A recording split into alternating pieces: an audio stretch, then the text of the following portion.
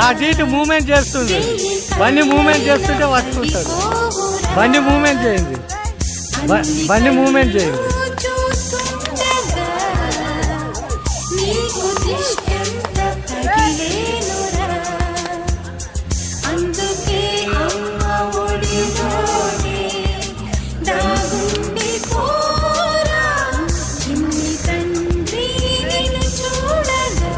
అటు ఇటు మూమెంట్ కాదా బండి, కొంచెం అటు ఇటు చేస్తుంటే ఆగదు, చెట్టు అవుతాడు.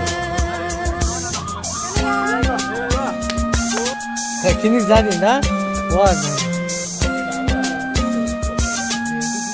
ఏంటిది ఏంటిది?